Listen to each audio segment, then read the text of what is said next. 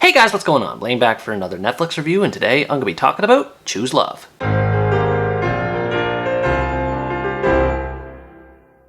Choose Love is an American interactive romantic comedy that tells the story of Cami Conway, a woman in Los Angeles who seems to have everything going well for her. She has a good job and an even better relationship with her boyfriend Paul, but she feels that something is missing in her life. As it turns out, that something could end up being a new romance, as Cami encounters both an old fling and a charismatic celebrity. From there, the story is put in the hands of the audience, as Cami will be forced by them to choose which one to romance and whether or not she'll pursue her dreams. I'm surprised that it's taken Netflix this long to release a film of a more interactive nature, and also disappointed that it wasn't pulled off as well as it could have in this case. The choices are fun, and the story and characters are full of energy, but in the end, it's still another cliche rom-com with multiple predictable stories instead of one, and it doesn't take full advantage of its interactivity. It's always fun to see Laura Marano in the lead role of a rom-com, and she retains the same sense of playfulness in her role as Cami. Her easygoing demeanor and lighthearted jokes fit perfectly for the tone of this movie, and even when some of the choices feel outlandish, they never completely betray the personality of her character. I also enjoyed that she has a little bit more depth going for her outside of just pursuing romance. She's passionate about singing, which is something that's also reflected well from Marano's own personal interests, and I like that she has this extra goal in place that slowly starts to take form depending on the choices made by the audience. The only thing that felt kind of iffy about her was her tendency to break the fourth wall and speak directly to the audience. I know it's because the movie is interactive and meant to give cute little hints to the audience about what may or may not happen, but it's not necessary, and most of the time it feels more like a distraction than anything else. This rom-com is a bit more unique compared to others, not just because of its interactive nature, but also the fact that it features 3 potential romantic leads for Cami. Her boyfriend Paul, her lost love Jack, and the wildcard Rex Gallier give a lot of options for the story to branch off from. Though if I'm being honest, they don't exactly appeal all that much. Cami has great chemistry with all these 3 guys, even if a lot of that can be chalked up to Marano's charisma, and they can at least be differentiated from each other. It's just that their personalities are so bland and boring that the romance fails to generate much interest. Paul was probably my least favorite of these 3 guys, mostly because he's not even in the movie all that much. Even when being careful with the story choices, he only appears in like 2 or 3 scenes before things get interesting.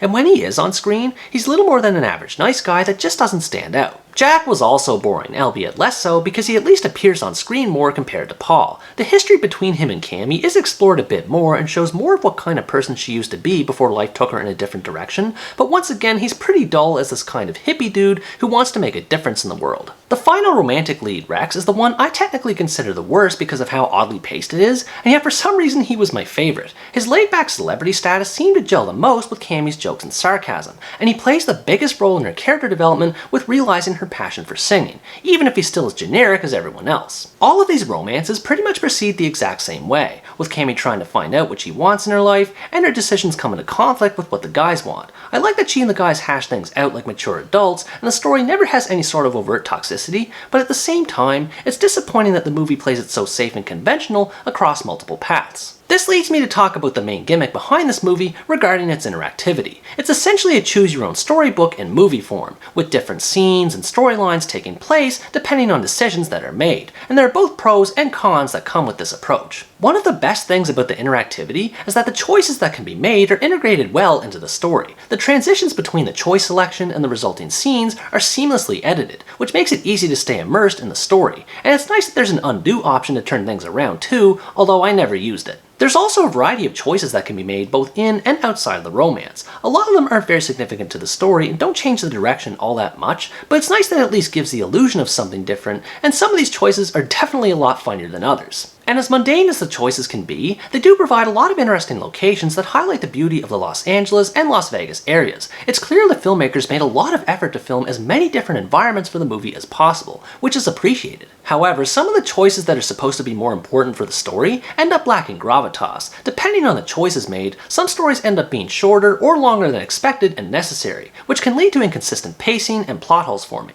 There's a key moment about halfway through the story that really bothered me with its implementation. It basically railroads the audience into committing to a man without an option to decline any of them, and with how inconsistent the character development can be, especially for Paul, it feels lame being forced to choose one of them at that point. And it doesn't really matter once the audience chooses anyway, because they can make Cami change her mind after and go with someone else. The final act is a mess because of this, as some guys just randomly disappear and don't bother reaching out to Cami despite prior commitments being made, and the overall tone just feels strange. The whole final act with Rex alone feels incredibly forced and creepy, with the complete lack of choice involved. On a more technical level, it's a bit frustrating not being able to scroll through the movie or have some sort of outline to follow on multiple watches. There are a few checkpoints the audience can use at the end of the movie, and there is an option to skip through in 10-second intervals, but it doesn't change the fact that you have to sit and watch several scenes you've already seen before. It's also demanding of one's attention, as it doesn't indicate a choice about to be made unless Cammy mentions it in one of her fourth wall breaks, which doesn't always happen, and there's no audio indicator either. Unless your eyes are completely glued to the screen, it's possible to miss out on choices, and it's not always easy to pay attention when the storylines become increasingly more dull. Now, to avoid dogpiling on the movie too much, I like that it maintains a consistently light atmosphere that's appropriate for a rom-com, and the comedy plays a big role in this. I did mention Cammy's joking nature, but the interactivity also brings the potential for a lot more humor too. Some examples include coaxing Cammy's niece to defend herself against a bully, which kinda surprised me with how it was executed,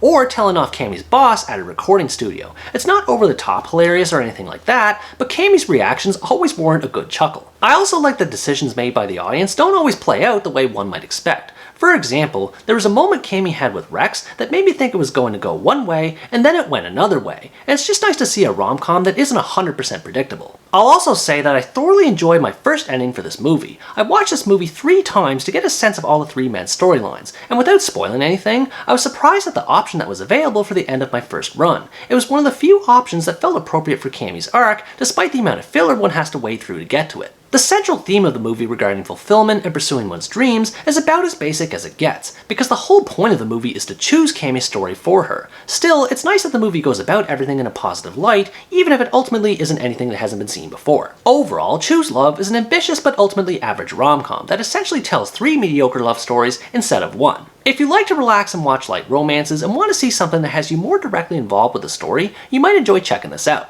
At the end of the day, it's another harmless but forgettable rom-com, made only slightly more novel by its interactivity, and even then it still falls short in execution. I've seen better romances, but there's far worse love stories out there too, so if you choose to watch this one, then I say have at it and see where it takes you. What did you think about this movie? Do you think the interactive elements blended well with the story, or do you think they could have been done better? Let me know in the comments below. Anyways guys, that's going to wrap up my review of Choose Love. Thanks for watching this video, I hope you enjoyed it, and as always stay tuned for the next part, where next time I review the Swedish action thriller A Day and a Half. Bye bye!